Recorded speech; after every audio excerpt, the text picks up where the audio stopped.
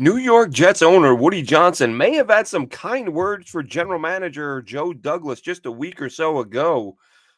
But if you look at what's going on from the outside looking in, to be fair, it sure doesn't look like Douglas is having a lot to do with what's going on in Jets land right now.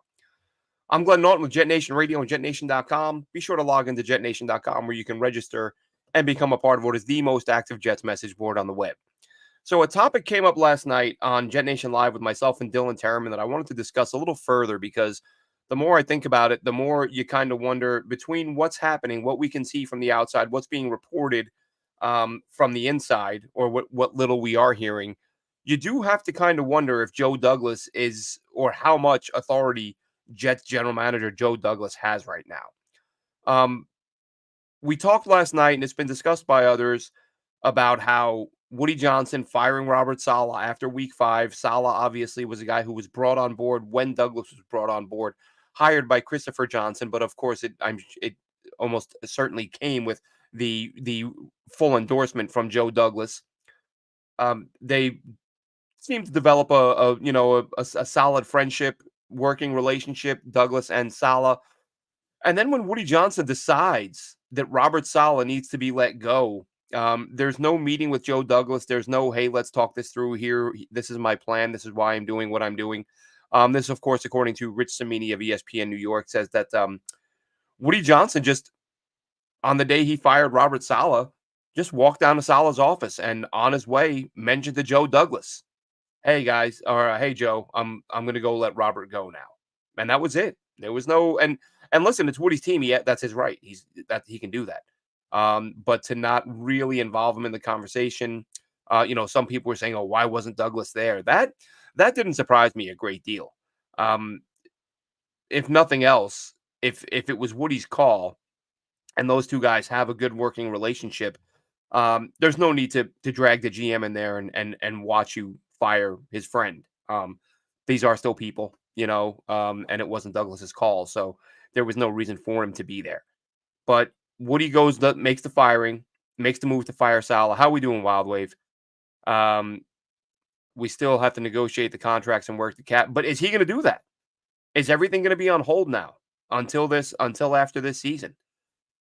Because there's not really, and I think the lack of activity right now. Not that I expect the Jets to be making a slew of trades, but this is why it can become even more interesting in a few weeks.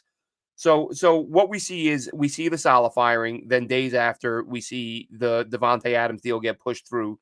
As I said last night on the show, I would imagine that was held up by Douglas not wanting to give in to what the Raiders wanted. Looked to me as if Woody stepped in and said, "Let's just make it happen. Give them what they want, or at least a condition, a chance to get a 2, and I'll pay all the money." And then, of course, a few days after that, Woody Johnson talks with Drew Rosenhaus, who was taken over as Hassan Reddick's rep. And within a couple of days, that's done. So 3 pretty major moves in a span of a week or so, a week and a half, all appear to be pulled off by the owner. And why this is important, let's see. Charles says Joe Douglas hasn't done a credible job. I mean, that's another conversation. I would disagree. I think, like all GMs, he's had hits and misses, but because the Jets stink, everyone just focuses on the misses. Everybody, a lot of people pretend that the good players on this roster don't exist. Joe Douglas inherited a roster that had probably 3 NFL caliber players on it. And now he's got, again, because this team isn't playing well, or because they're not winning. Well, Matthias, I'll talk to you in a minute here why I think it matters. I get what you're saying. But I think that the fact that we're pretending Douglas didn't add talented players because we're upset that the team is losing. The fact of the matter is, and I said this the other day, when Douglas leaves, whoever comes in behind him, are we gonna then pretend that guy has no trade chips? Because if we're saying Joe Douglas sucks and he hasn't done a good job, like, to me, Mike McCagan and John Idzik, they sucked. Because when you took those teams over, you had nothing. You were starting from zero. The GM that comes in here, he's going to have very high-level players, young, very high-level players at multiple positions. that he can either trade for draft picks, whether fans want it or not. But if you're the new GM and you walk in the door and you take a look around and go, okay, I can pay Garrett, Sauce, Brees, JJ, AVT. Michael Carter's already been paid. I can pay these guys. Or Joe Tippmann, throw him on that list. I can pay these guys this year or next. Or I can get my own players. And I can move Sauce for a couple of ones. I can move Garrett for a one and change. Jermaine Johnson will be a little tougher because of the injury. But there will be several pieces the new GM will have that will allow him to bring in or bring on board a ton of draft picks. That's not the case if the GM before him didn't add any talent. So as I've said before, there's tons of talent on this roster. Now, is there heart? It seems, that was the topic of our show last night. Aaron Rodgers calling guys out for lack of enthusiasm.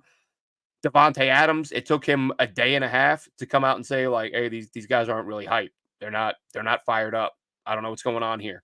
So is this a product of the environment created with the old coach, Robert Saleh? I don't have the answer because I'm not in that locker room, but I'm going to take Aaron Rodgers. I'm going to take Devontae Adams and just their performance.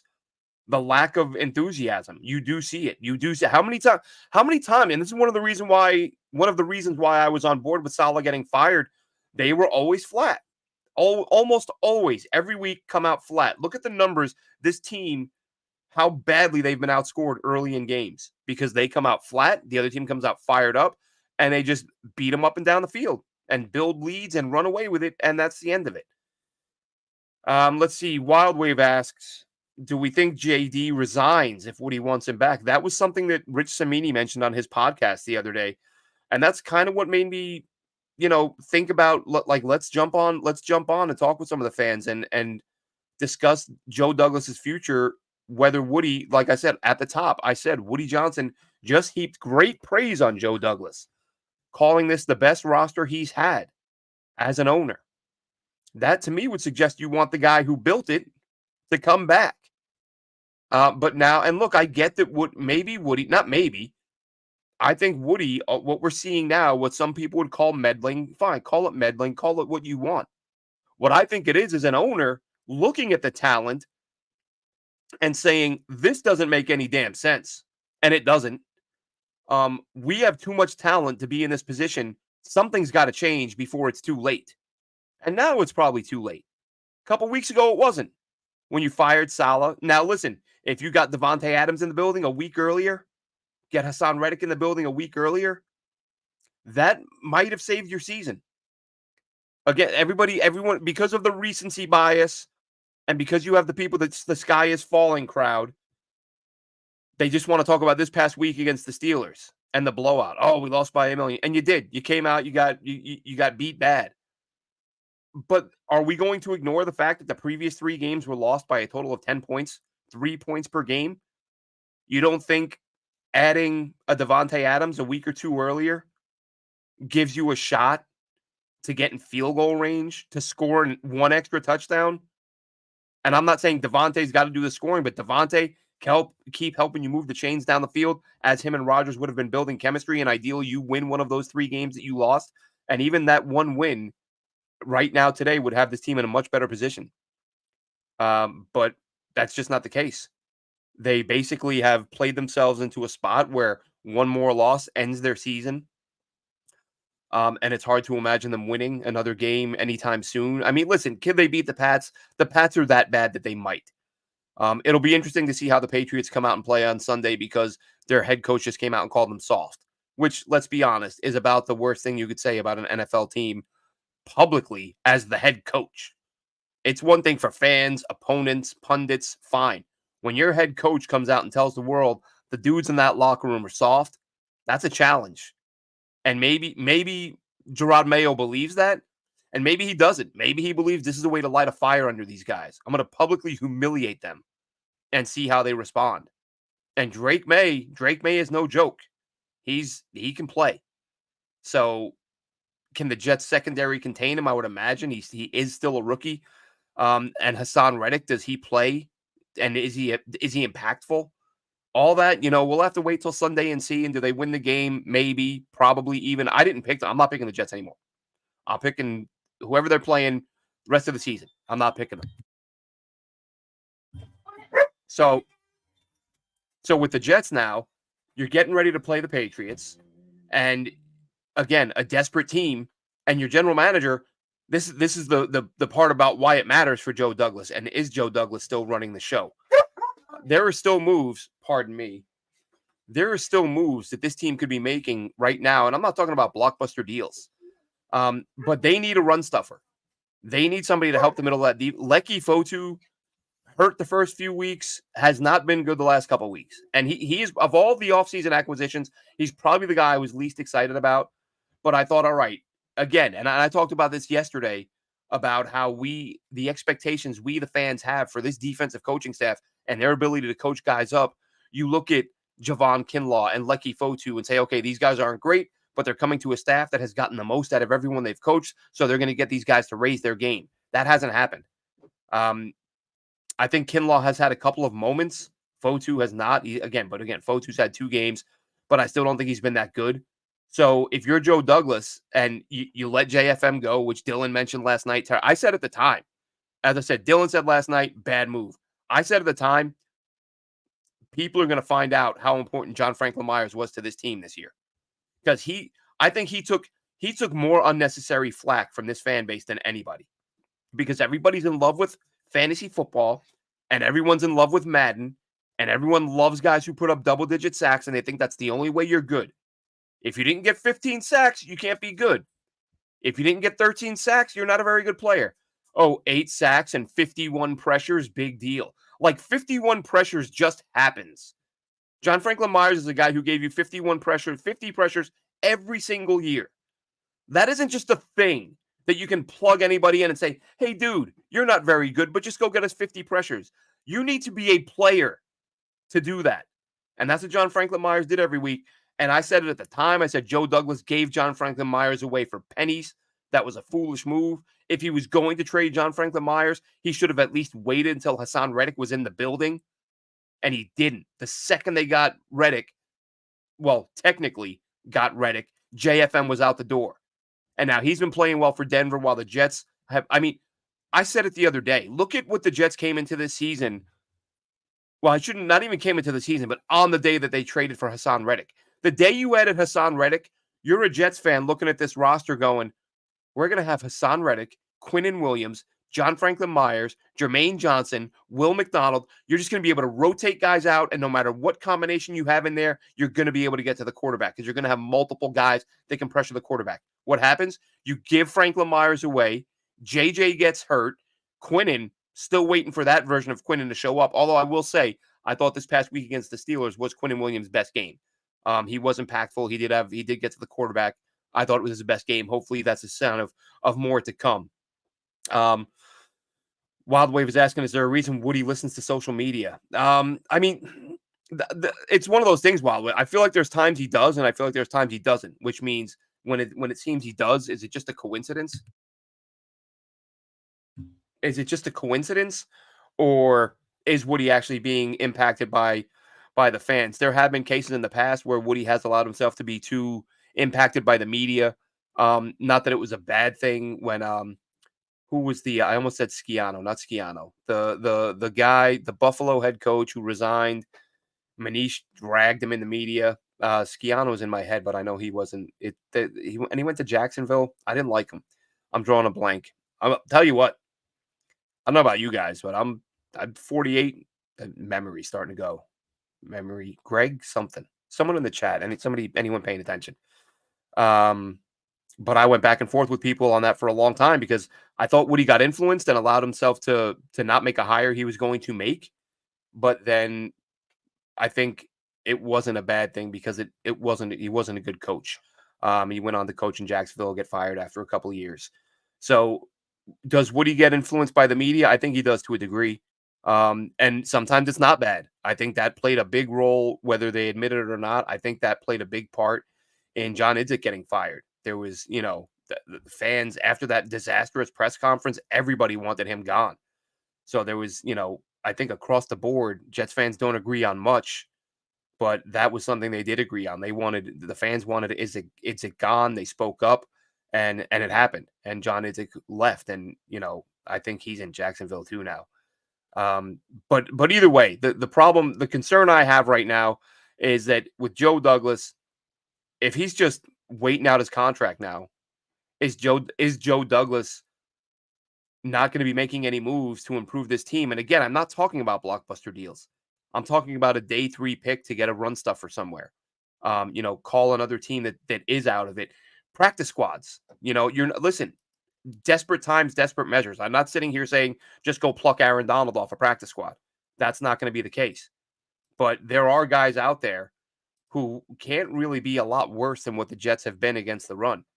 Dylan and I even talked during the offseason about after they signed Leki Fotu, thinking he could be that guy. Every now and then you see a player who gets signed in the offseason who you expect to play significant role, but then doesn't make the roster.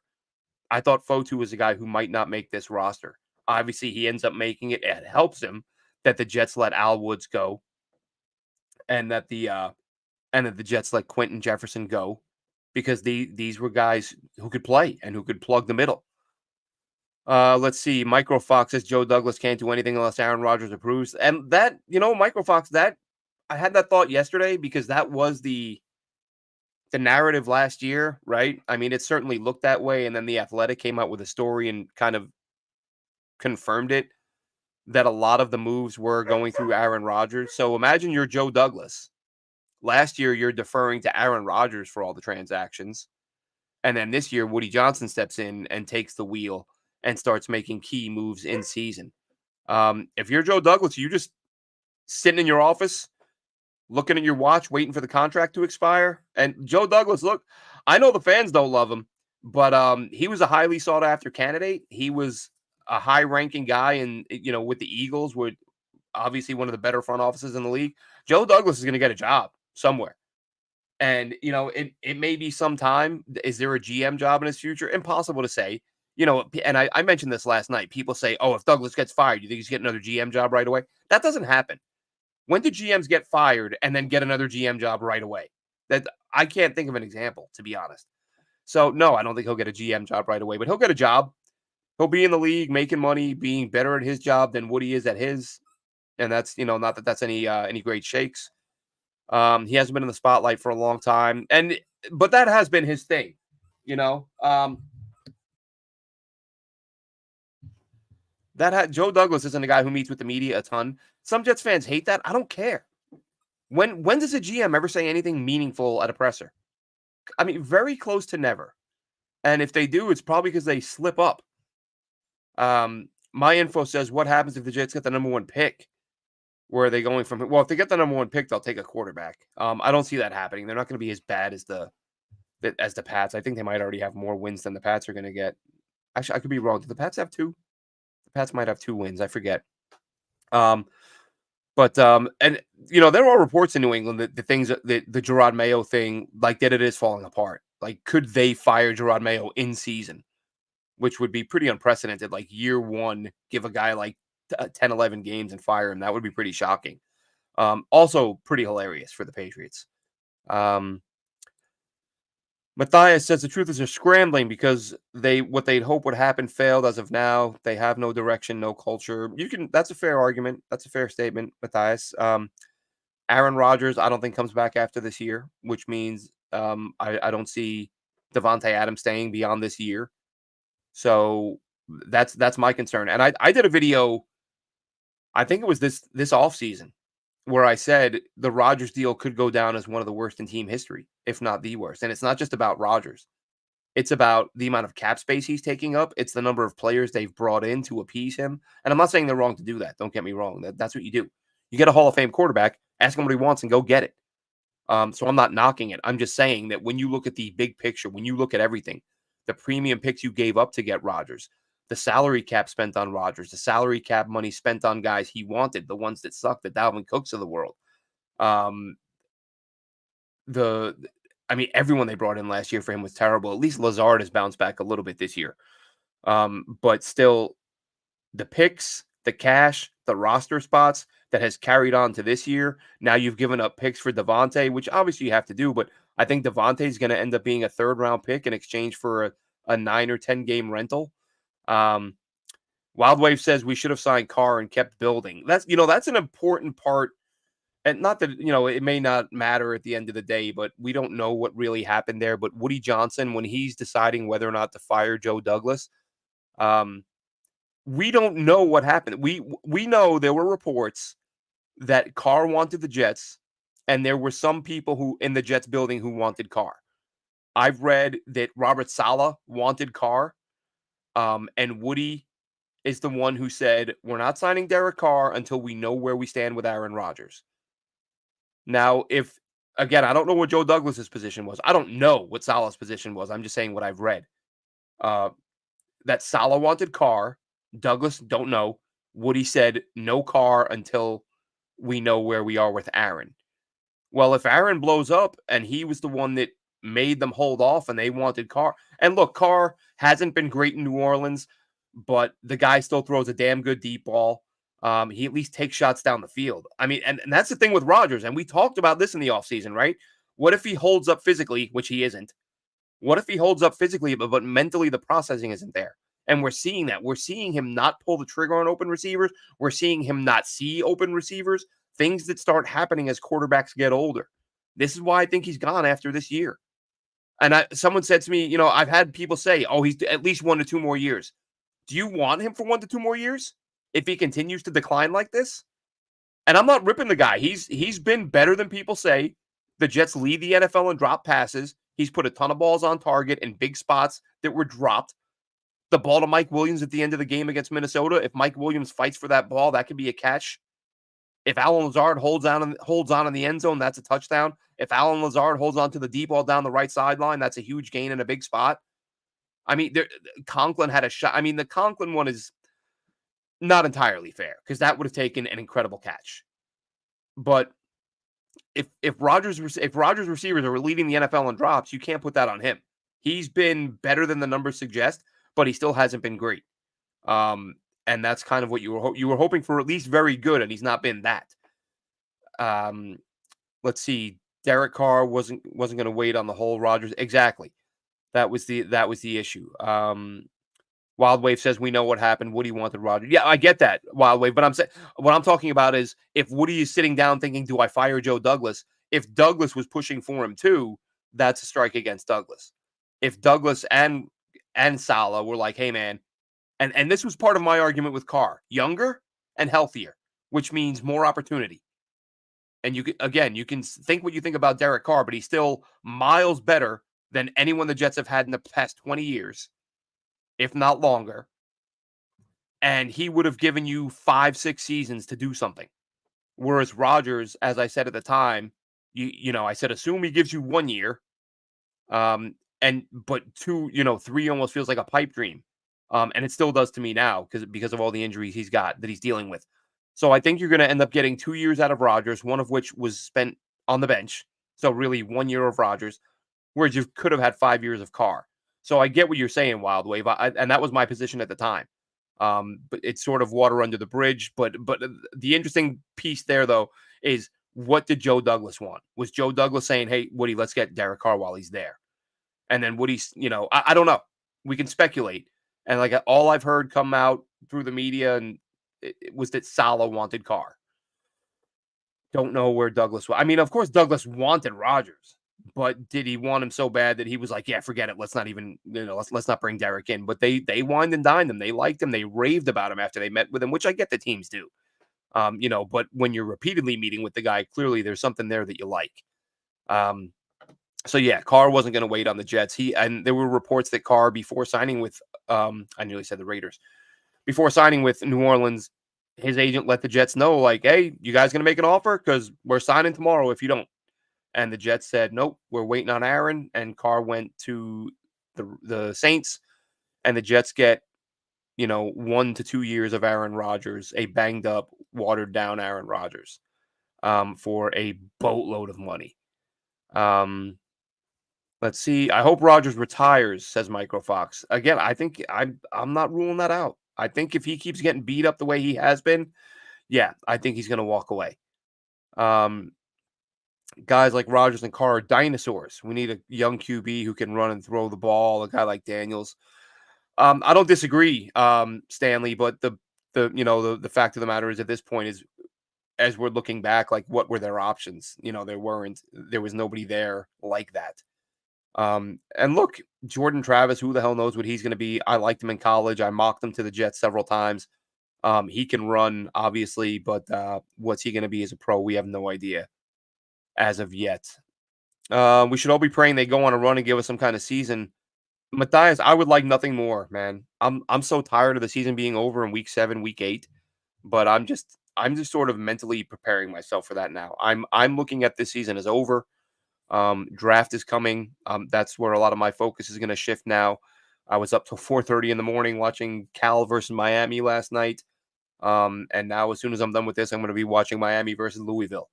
Louisville's got some DTs to watch. Miami, of course, with Cam Ward. I don't have to watch any more Cam Ward, by the way. I'm now on year 3 of watching Cam Ward film. I loved him at Washington State. Like I thought back then, this guy's going to be a player. And now he's just gotten after about 3 Cam Ward games this season. I think I was like, I'm good. I've seen enough. I've by week 3 this year, I'd probably watched 15 Cam Ward starts, and I was ready for the Jets to take him in the first round. He's now getting that. Well, I think he's been getting the first round buzz for a little while now. But coming into this year, I thought Shador may be above him, and I think some of it was name recognition with Shador. Just in terms of pure production, uh, they're they're close. I don't know who I would take, Cam or Shador. With Shador, it's like is Prime going to be an issue as a negotiator, as an agent? I could see some ridiculously long holdouts and some outrageous demands if you bring him in, which may not happen with Cam Ward. And I think because I've been a Ward fan longer than I have Shador, I would prefer him. But let's hope the Jets aren't in a position to take either one. Or, well, let's hope they are rather than picking 17 or 18. But yeah, Matthias, man, I'm hope. And look, I've said it a million times. This team has enough talent to win 7 or 8 in a row. They have the talent. Do they have the coaching? Do they have the desire, the drive, the motivation? Do they want to? That's the only question. And people can say what they want. Glenn, you're an idiot. You're a dummy. I've had people tell me this team that we overrated it. From a talent perspective, I don't think I listen. The Tyron Smith thing, we overrated. Nobody thought he would be this bad. But in terms of the offensive coordinator, like I don't like what is going on there. We discussed that last night on our show. Why was it week 1 of Todd Downing, motion, motion, motion, motion, balls moving, balls moving, balls moving. Week 2 of Todd Downing, no more motion. No more getting the answers to the test before, like you did a thing that worked and then you shelved it. And as many have said, Rodgers doesn't like motion. He may say publicly he does. He doesn't like motion. And it went away and we saw the results. So the talent is there. I'm tired of saying it, but I'm also tired of people saying it's not, because it is. Again, the one caveat being, and even with Rodgers coming in under expectations, Rodgers is still good enough to win you some games if everyone else is performing to their peak. And right now they're not. Do you think if Woody's going to fire Douglas, he would have done it by now? Is there a point? Like the head coach might give a spark. You make a move there. What's the GM going to do in week 6, 7? You're not gonna let him make big trades. And that was part of what I started to say earlier. Now as I'm getting back to that, I realize I left that out. The concern with Joe Douglas, or my concern in regards to whether or not Joe Douglas is still in charge of this team, is if they lose a couple more in a row and they know they're out of it, they're mathematically out of it, is Woody Johnson then going to let Joe Douglas make some moves to acquire picks? Or is he just going to say, you're not in charge anymore. I got the Saleh firing done, or I made the Saleh firing. I made the Reddick deal happen. I made the Devontae deal happen.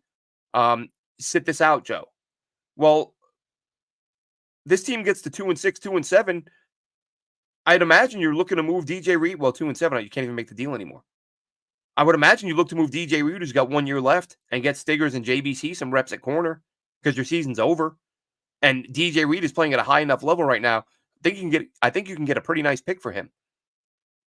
And then anyone else on the roster that they might feel like they're ready to move on from, do they do it, or do they just say, well, we don't have a GM right now, so we're going to wait till the offseason and no trades get made?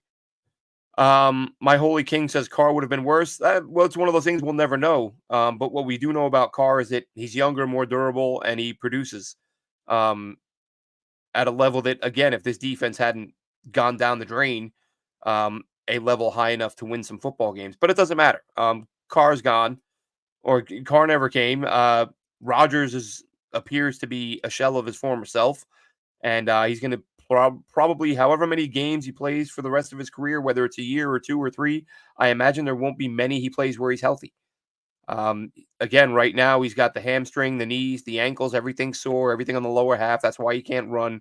You've got an immobile statue at quarterback that teams are just going to blitz the hell out of and try to force him into making mistakes. Stanley says Salah should have been fired this offseason. Wholly agree. I feel like he should have. I'm not bringing in Vrabel. No more defense. No more defensive guys. That's just me. I've heard people say they want Vrabel. I don't. I want an offensive mind in this building. But yeah, Salah, I thought should have been fired last year. Let's see. Matthias says we don't have to. The problem is we don't feel like we have to build a team through the draft. Well, I don't necessarily agree with that. I mean, you have to make some moves in free agency. Like, they're literally just mathematically, teams don't have enough draft picks to just draft enough dudes to have 53 NFL players on the roster. How long would average GM hits on about 50% of his, well, the best GMs, I should say, hit on about 50% of their picks. So you're talking about 3 players, 3.5 hits every year, and you need 53 guys. What are we talking here? Now, what is that? 10 years, 11, 12 years till you have a roster? That's not happening. You have to add guys and bring guys in from outside. The Jets have drafted a ton of guys. They've drafted a ton of guys who are still on the roster, who were contributors. But my concern, my biggest problem with the draft is the last 2 years, right? Even if you look back at Joe Douglas's second draft, and we've talked about this on this show, that's actually character ended up being the issue there. And really, let's look at that draft real quick, because it gets trashed because of the Zach Wilson pick. And by the way, I'm no longer on the Zach Wilson sucks train. I'm on the let's see if Zach turns out like Darnold and Geno Smith train, because I loved the pick, thought he was a good player coming out. And we've seen the last 2 highly rated quarterbacks they drafted and what happened to them when they went to greener pastures. So Zach Wilson working with an offensive head coach the way he is now with Sean Payton, and wherever he goes after that, I'm not sold that Zach Wilson won't turn things around. But moving on from that, those picks from that draft, Joe Douglas, AVT, stud who can't stay healthy. He's hurt right now. He stayed healthy in college. Injuries were not an issue. He comes to the Jets. Injuries are an issue. Elijah Moore, consistently since being drafted among the top receivers in the league in terms of separation.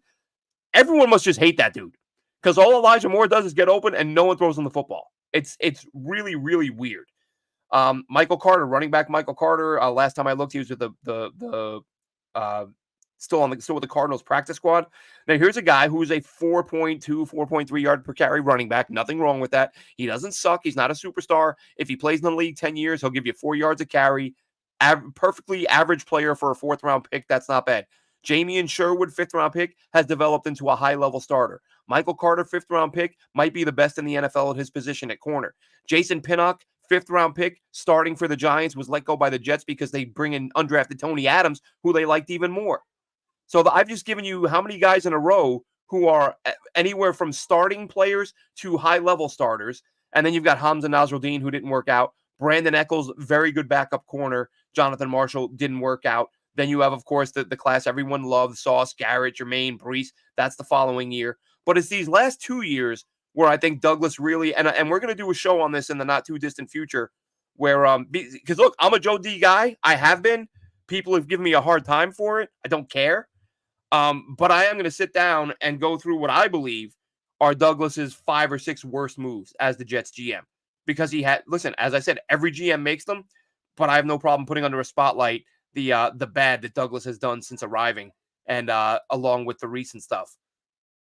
So looking at these last 2 drafts, the problem is he drafted a lot of dudes. He approached the draft the last 2 years as if he did not need a day 1 starter. Everything was backups. You look at this year, he drafted a backup tackle in Olu Fashanu. He drafted a backup receiver in Malachi Corley. Now he's a backup. Malachi Corley would become a starter early on. That hasn't happened. Braylon Allen, he brings in a backup to Brees. He brings up a QB3 in Jordan Travis, really a red shirt. I don't have an issue with that. Then he brings in another running back, Isaiah Davis, special teamer primarily, and he's done a nice job there. Quantez Stiggers, I don't hate that move because of the high ceiling. DJ Reed, as I said, is a free agent after this year, so there is some logic to that. And then you bring in Jalen Key. It's Mr. Irrelevant, kind of a throwaway pick. Then you get Will McDonald last year, who everybody loves right now. And why wouldn't you? I said at the time it was a bad pick, and I'm going to clarify that now because same thing this year with Bowers, with not taking Bowers.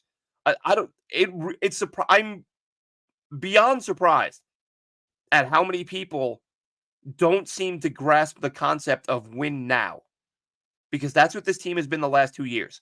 Now, Aaron Rodgers got hurt last year, so it didn't matter. It didn't matter if you took a running back, a tight end, whatever you took last year became irrelevant the second Aaron Rodgers got hurt. Had Aaron Rodgers played the whole season in a win now year, and it feels weird to explain this, but I think a lot of people don't understand what win now means. When you're in a win now year, it means you want to win now. You're not drafting guys or acquiring players with the goal of them helping you 3 years from now. You need that. You want them to help 3 years from now, but you also need them to help now, because that's when you're trying to win is now. Now, you're always trying to win now, but it's not always realistic. The Jets have a roster that they feel like they're ready to do it. Like, let's go win this thing now. That's the key in win now is now.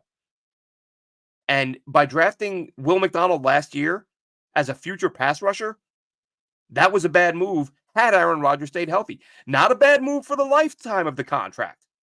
I said this a million times. Wrong pick, who will be a very good player.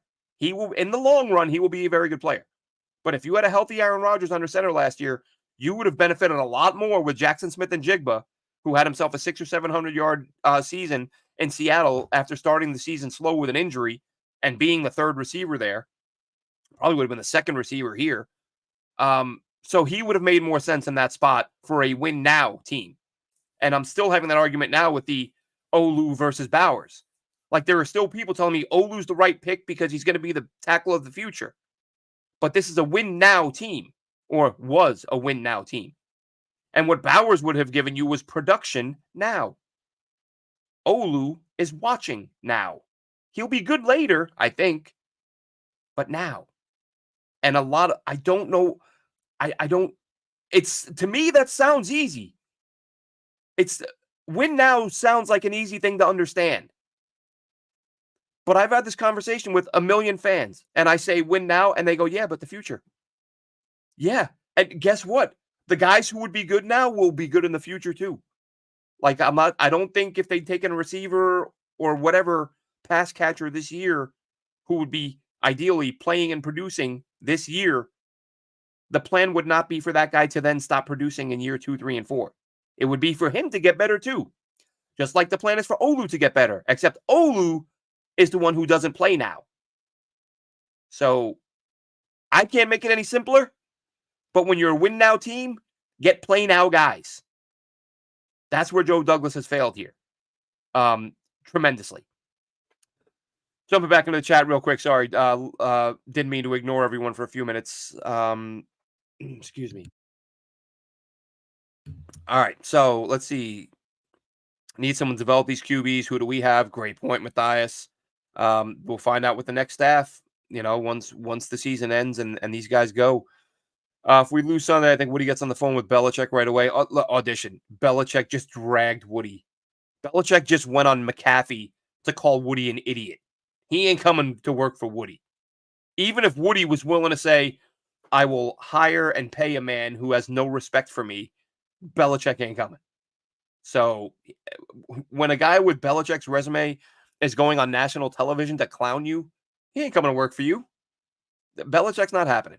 Cam Ward made plays Rodgers would make in his prime. Yeah, Cam Ward. Listen, watch any Cam. I love Cam Ward. Washington State had a linebacker, Dan Henley, who is now a Charger. And I watched him. I think it was UCLA or Cal, I forget, 2 years ago, and I loved Dan Henley. And I started watching every Washington State game every week, and by doing that, watching Cam Ward, and I'm like, damn, this guy's pretty good too. And then I watched him a ton last year. Was excited to watch him this year. He came right out of the gate firing, just on fire. Cam Ward, Heisman candidate. Love it. Mark says JD's 29 and 61. I'm not going to get too into that, but I don't look. GMs acquire players. Record is coaches. If we're going to say that, then what's Woody's record? Then Woody is the problem, which maybe he is. But to me, when Joe like Mark, when Joe Douglas was hired, if you looked at an NFL roster that had 3 players on it and thought they should be a playoff team in a year or two, that I would disagree. I think Joe Douglas walked into a situation where it was like, I'm going to have to acquire roughly 49 NFL players to become competitive. And that's what he did. And last year, the quarterback blew up his knee or his Achilles. And that idea of being competitive in year 4, year 5 went out the window. And then this year, all the talent that, again, any objective fan, I think, across the board agrees that's why this team was being picked to win the Super Bowl by some pundits. Talent's there. Coaches have been terrible. And has the losing taken its toll? Is that why we're seeing Breece Hall and Garrett, anyone, pick a player? Is that why these guys aren't fired up? Are they just like, even if something goes right, are they sort of already conditioned like the fans sitting there going, it's a matter of time till something goes wrong? Like, we just don't win football games. Have the Jets beaten the passion out of these kids? I don't think that's I don't think that's out of the question. Let's see. Passed on Bowers for no reason. Look, that's a fail on Joe Douglas. I'm not going to disagree with you. When did the Jets hire Hackett? Not long before they started pursuing Aaron Rodgers. But even, we say that we've talked about how that was the only reason he was brought in. But if you go back to the previous year, and again, I understand coach speak. I understand coaches only say nice things about each other, unless you're Bill Belichick. Actually, Belichick did say nice things about Saleh. Coaches only say nice things about coaches. But Saleh really was pretty effusive in his praise of Hackett the previous year when they faced Denver. When Denver was playing the Jets, Saleh was going on and on about how creative and how wonderful Hackett was. So maybe he genuinely did like him even without Rodgers in the picture. Yeah, Matthias nails it too. Belichick hates the Jets, which is whatever.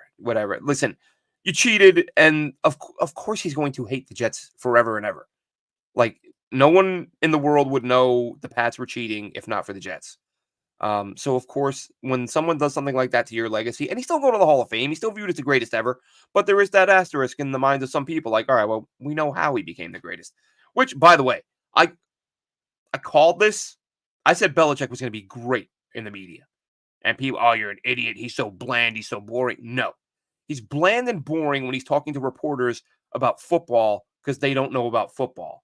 And you can tell he's frustrated with the stupid questions. Anytime you hear Belichick in an interview where he has a good relationship with the person interviewing him or the person is asking solid questions, Belichick's great. And it doesn't happen often, but I heard it enough over the years that when he clearly wasn't getting a job, I tweeted out, I was like, Bill Belichick's going to be fantastic in the media. And everybody was, oh, that's so dumb. He has no personality. He does. The personality goes into hiding when he has to stand in front of reporters, who don't know football, asking him questions about football. That's when he shuts down. Win. He doesn't want to do it. That's like Bill Belichick's hell. Go talk football with people who don't know football in front of fans who want to hear you talk about football. Belichick's great in the media. Let's see. Even if the Jets had a top 3 pick last year, we all know JD would have passed on a franchise QB. Well, yeah, look, Mark, they were, whatever they did in the first round, it was going to be to help Rodgers. Even though Olu doesn't play, the idea is he will. I'm sure the expectation was Tyron Smith would miss some time, and he still might. But it wouldn't have been a QB. It would have been Malik Neighbors. It would have been Roma Dunze. It would have been one of those guys. It wouldn't have been a quarterback. Woody needs to STFU, says Wild Wave. Yeah, I wouldn't mind that. Wouldn't mind that. Well, Vegas might have him as a favorite, but I would not put money on that. But then again, you should always put money on anything. I wouldn't. Someone else says Belichick, Matthias Belichick's not coming. Would Carr have been as good with the Jets? Listen, Carr was what he was for years with the Raiders, and now he's kind of similar with the Saints. Like, not the greatest quarterback in the world, but he's going to get you some points um, consistently. And well, he got dinged up a little bit last year. Not obviously not quite as bad as Aaron Rodgers, but yeah, Carr right now would be better than Rodgers. He can move a little bit. He can throw the ball down the field. He kind of opens things up a little bit, but that's just not. It's not the case right now. Um, Aaron Glenn, Wild Wave, it was mentioned last night. I love Aaron Glenn. It has to be offense. If you tell me the Jets have to hire a defensive guy, absolutely get Aaron Glenn. Love him. One of my all-time favorites. But it's got to be offense. They got to bring in a guy who's developed a quarterback who's run a successful offense in this league. My holy king, I don't want to coach with no head coaching experience. I'm afraid that's what's going to happen. That's generally what Woody does. Very, very rarely do they bring in a proven coach. But in fairness, good proven coaches are rarely available. Rob says reminiscent of Favre's second half, 100%. I thought that the other day, Rob. I was like, this is like watching Favre not able to throw the football, just throwing ducks with that torn bicep or whatever it was. I think it was a torn bicep. What do I think about Kingsbury? Again, offensive guy. He does have some coaching experience. It's tough because now in Arizona, they have some really good weapons there. Um, well, of course, he's not obviously he's left there. I had a brain fart there for a second.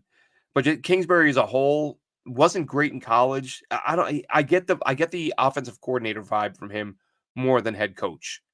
But I think he will get a shot somewhere. Would I hate it if the Jets hired him? No. But I would prefer Monken. I've made that clear for about 5 years now during the Gay cycle. I wanted Monken. And to be fair, I wanted Monken or Matt Rule, and Matt Rule bombed. But I liked Rule because he had head coaching experience. He'd rebuilt programs. He was on a Super Bowl winning coaching staff with the Giants. He'd coached the offensive side of the ball, the defensive. Like, he was really everything you wanted in a coach, at least everything I wanted. He'd worked offense, he'd worked defense, he'd been in the pros, he'd been in college, he'd built programs, he'd won a Super Bowl. Like, bring that guy in. And he just wasn't good as a pro. And it happens. As a head coach, it doesn't matter what side of the ball you come from. Well, you say that, Harlan, but I actually saw a chart just the other day. I think of the top 10 offenses in the league, 8 of them the head coaches are former offensive guys or are on the offensive side of the ball. So 8 out of 10 right now are offensive coaches. That's where the league is heading. You have to be able to, run an offense. You tweak in free agency, build through the draft. I think it's fair to say that's largely what the Jets were doing. They didn't go out and sign. Tyron Smith was probably the biggest fish they went after, and that was, I think, he didn't cost a ton of money. They said, well, let's throw out an offer on the off chance he accepts it, and he did. But I mean, look at most of this roster is draft picks. I mean, even Quincy Williams wasn't a draft pick, but he was a waiver wire guy that the Jaguars let go and the Jets grabbed him. So I mean, you look at across the board. I mean, I just off the top of my head, most of this roster is free agency and supplemented with some or it's draft picks and some guys you supplement some spots with free agency. Um, it's overrated. We got to stop. You think this team is a decent head coach away from being a contender? Um, yeah, I do. I think right now with a decent head coach, they'd have 5 wins. But they don't because they didn't have a decent head coach. They do have to beef up the interior, which is what I was talking about earlier. Vrabel isn't going to want to come here. He bumped heads in Tennessee. Woody, yeah, and that's the other thing is Woody. How many credible head coaches want to come work with Woody Johnson? What's Woody Johnson's reputation around the league? Is he a guy, especially now with what's happened, will other GM candidates look and say, look, things got a little rough in New York and he walked in the door and took over and started making all the moves.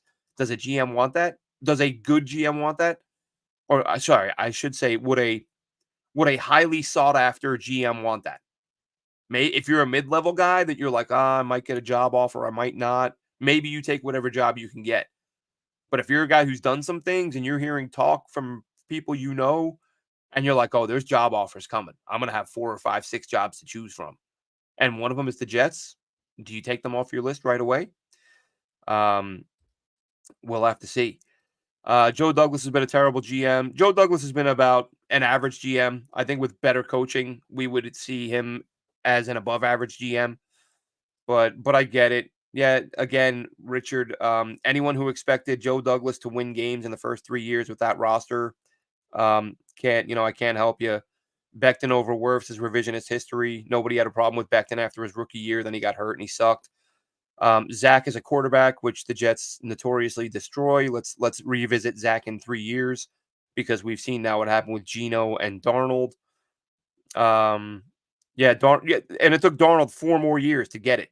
Like Joe Douglas had a 6-year deal, and didn't have the luxury of saying, "All right, we'll sit here with Sam for the next 4 or 5 years in case the light goes on." He wasn't in position to do that. Yes, I agree, Richard. Some of the players he drafted were not good, which is just in line with every single GM in the NFL. But he's made some terrible, again, as I said, the last 2 years he has drafted like a GM who didn't need help, like drafting backups and future guys when you're trying to win right now. Woody wanted Zach. That is truly, I think that is the belief. More on Douglas, passed on Wirfs. Yes. Da-da-da. Yeah, as I said, Richard, he has misses. Everyone has misses. It's hit. Do you have any hits? Like how many blue chip prospects, elite high level players has he brought in compared to the previous 2 or 3 GMs? Right. And I look at guys like Tippmann. Like I think Tippmann, they're not asking him to do what he did best in college. That dude was a friggin' sniper when you get him out on the perimeter and chasing guys down, blowing guys up. You don't see the Jets ask him to do that a lot. It's like they've drafted a guy who does something well and they rarely ask him to do it. I think Tippmann in the right system would be off the charts. And I'm not saying he's not bad. He's a good player, but I think he'd be a much better player. But I think Braylon Allen is going to be a stud. For whatever reason, they've stopped giving him the football. They're the Jets. They're going to do what they do. So let's see. Vrabel would come here. There's a lot of talent. Yeah, but if another team has talent and they offer him, then what? What if it's between Woody and an owner he likes more than that? In a city he likes more than that? Not everybody wants to pay New York, New Jersey taxes. Wirfs is way better, consistent. Well, again, revisionist history. There were a lot of people, I would say most people said Wirfs was going to be either a right tackle or a guard. A lot of people didn't think he could be a left tackle as a pro. And again, Becton put on his rookie film. He did things no one else does. He got hurt. It sucks, but I'm not gonna do revisionist history.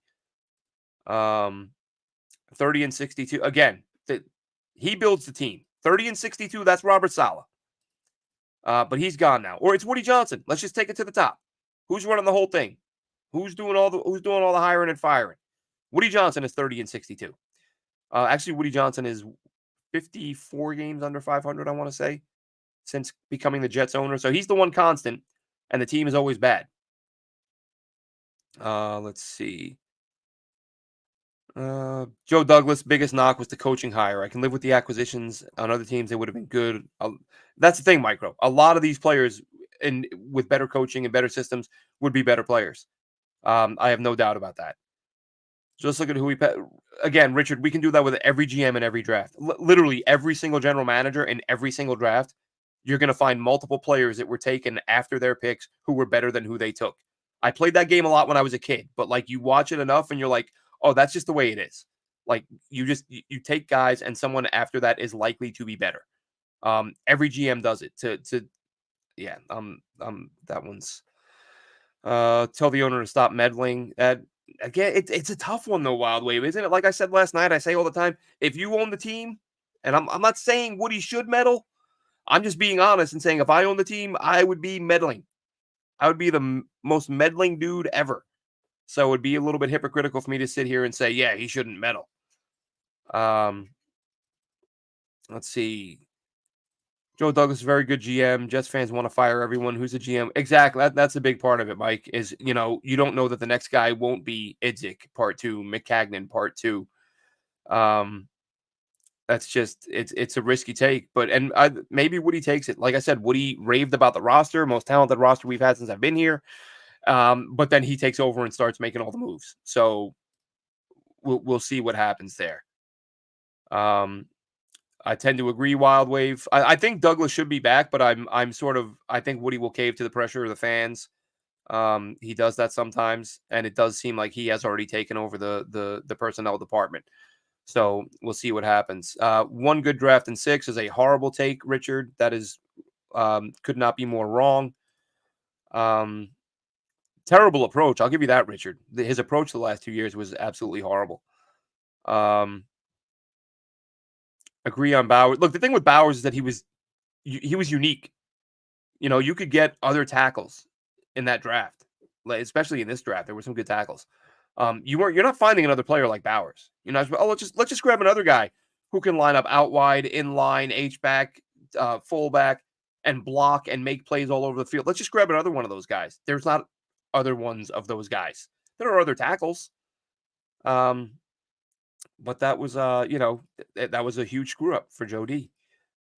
Draft the GM.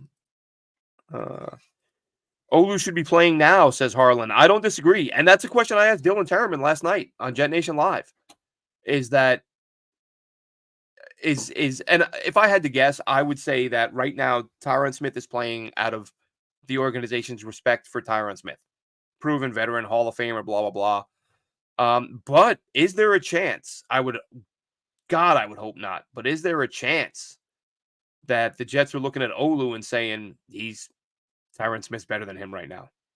Like that? It's not impossible. I don't think it's likely, and I don't think it's the case. But I don't think without being there, you can't. Yeah, you can't say. And this is a great question, Mike. And whether it's to Richard or anybody. I say this to people all the time. When you have these conversations about the draft, what's a good draft, what's a bad draft, people have some wild, wild interpretations of what a good draft is. Like, there are people who you got to find 5 starters. You got to find 4 starters. You get 7 picks in a draft. Of course, you can trade, add, take away, whatever. A good draft is like 2 starters and a backup. That's about average, because most GMs hit on roughly just under 50% of their picks. And by hit, I mean guy makes the team and hangs around for a few years. By hit, I don't mean superstar. That's another thing with fans. Fans seem to feel like if you're not a superstar, you're not a hit. That's garbage. Every team has role players, backups, special teamers who they take in the draft. Those guys are hits. Brandon Eccles is a hit. He is a quality spot starter, high-level backup who you got on day 3 of the draft. That dude is a hit, whether you like him or not. Jamie Sherwood is a 5th-round pick who is now a starter. Michael Carter is a 5th-round pick who's one of the best in the NFL at his position. If you're finding backups and special teams guys in the draft, those are hits. It's not just, Garrett and Brees and Sauce are hits and everyone else is garbage. That's not reality. That's not reality. But I've literally had people tell me a good draft is 5 starters. 5 starters in a draft is fantasy land. That's like 1 in a million. But again, Madden, fantasy football has completely skewed the way people view the draft. I did a Madden draft the other day. Everyone I took was all pro as a rookie. This isn't that hard. Not real life, folks. Not real life. Good draft, couple starters, backup. You get 3 starters and 2 backups. That's amazing. And as I said, the Joe D draft, having to let Pinnock go because you replace him with a better player. I'm not going to knock Joe D for that. Elijah Moore, you rolled the dice. There were some character concerns. It turned out he was a selfish guy who you don't want on your roster. So you let him go. Michael Carter, again, solid player. And this is the thing. People don't want to hear about, this player is solid. This player is good. It's no. Superstar or nothing. If you're not a superstar, you suck. That's not reality. That's a great question, Mike, for throwing that in there. Micro, I thought the exact same thing the other day. I saw Rex yelling and screaming, this team needs this and this team needs that. I was like, Rex wasn't talking to you. He wasn't talking to me. He wasn't talking to the audience. That was Rex talking to Woody Johnson. Right into Woody's ear. This is what this team needs, and I know, and it should be this, and I would be that. And I loved Rex. I loved him. Definitely better than Salah. Again, 5 guys in 6 years. Again, so Jamie and Sherwood's not good. Like, Richard, I get it. You don't like Douglas, but if we're not going to be serious, um, and say he's got 5 good players, that's kind of absurd. Yes, Matthias Woody is a clown. Rex is not coming back. Rex and Tannenbaum turned it. Excuse me. Yeah, but they had framework in place. That's the other thing, Richard. Go look at the roster that here's a good exercise, Richard. Look at the 53-man roster that Rex Ryan inherited, and look at the 53-man roster that Joe Douglas inherited, and get back to me, okay? And then talk about realistic, because people say that this team did it in 1 year. No, they didn't. These teams, these 1-year turnaround, 2-year turnarounds, you go back and you look, and they have years of adding like a couple players here, a couple players there, and like the season that GM takes over and he's got like 15, 16 good players to start with, which means he's still got a lot of work to do. Joe Douglas had 3. What do you have? Darnold, Adams, and I'm sure there was one other guy on the roster who was good. So all this 1-year turnaround stuff is fantasy, fairy tale, whatever you want to call it, fairy tale football. They did it in 1 year. Someone told me the Vikings, look how quick the Vikings turned around. They didn't have Justin Jefferson. There was no Jordan Addison. They did all this in 1 year. No, the years that preceded, you add pieces and finally it hits. Finally it comes together, and it looks like you did it in 1 year. But there are years before that go into it. So no, the Vikings did not do it in 1 year. Rex wasn't a good head coach. Well, Harlan, he went downhill because look at the players John Idzik got him. I mean, any coach has to have some talent. Jalen Saunders, like, let's try to remember the names of those receivers. Was it Shaq Evans, Jalen Saunders? They took 3 of them. Who was the last one? I don't know, but they all stunk. Or was that Quincy? Was that the Quincy year?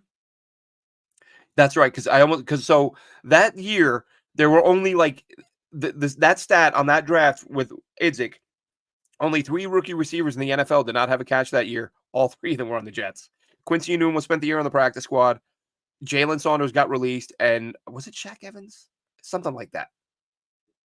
Got released. So yeah, that's like a mathematical impossibility. That must be like, I would love to know what the odds were on that. What odds would Vegas have given you that every single rookie receiver in the NFL will have a catch except for 3, and all 3 will play for the same team? That's got to be 1,000,000,000 to 1. With Eric Mangini, yes and no. Rex turned the 2 biggest reasons Rex turned it around. They could run the ball and they could play defense. Now, running the ball, that came from what Mangini had done with the O linemen. But it was Rex who brought in Bart Scott and Jim Leonard, both of which ran their level of the defense. Bart called the plays up front. Leonard made the adjustments on the back end. You remember Kerry Rhodes got upset about that because he had been the guy the year before. But Rex came in. He's like, nope, I'm bringing in my guy. They're running my system, and they're making the calls.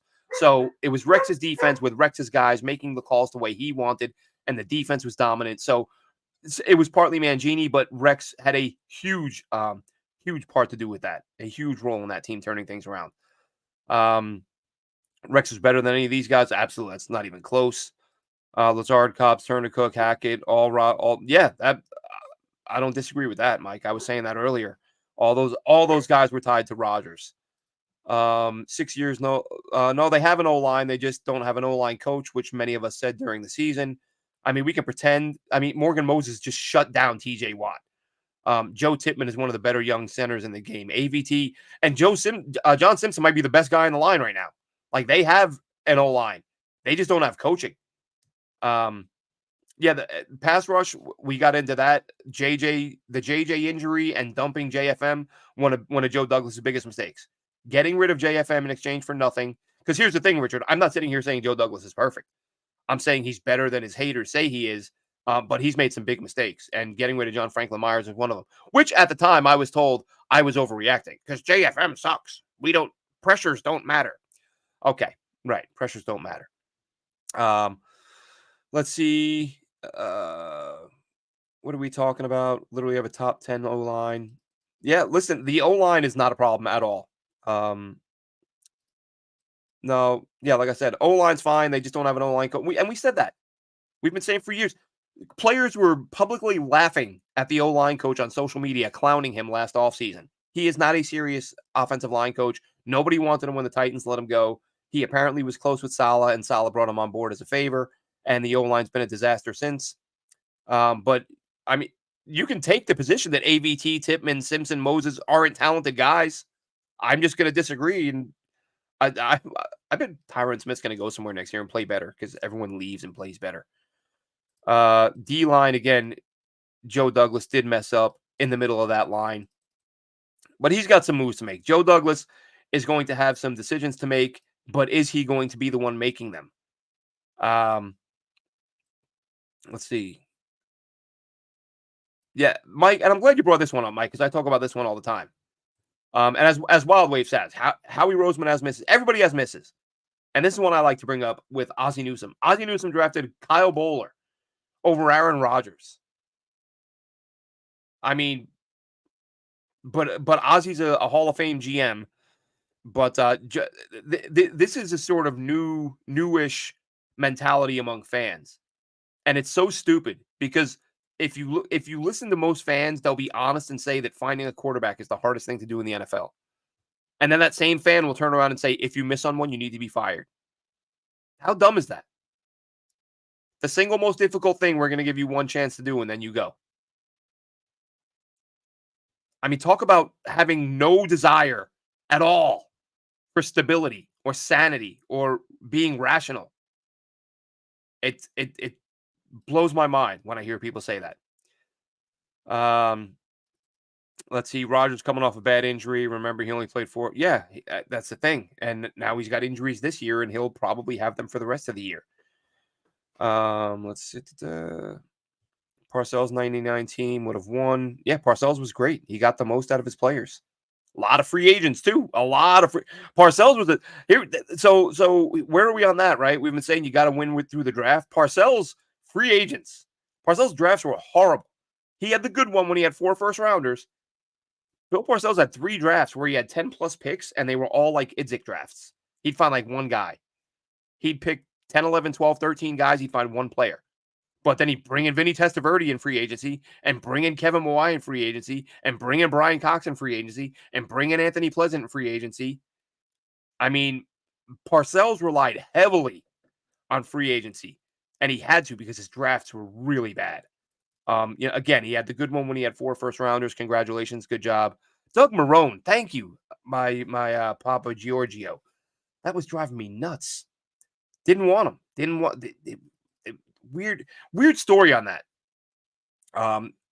Sidebar thing. I get a call from a friend, and this is around the time all this is happening, when the Jets don't have a coach and Marrone had just stepped down. I get a call from a buddy who works at an airport, and he tells me, I just had a customer come in here wearing like Jets gear, but it didn't look like fan gear. Like it was like nice sort of.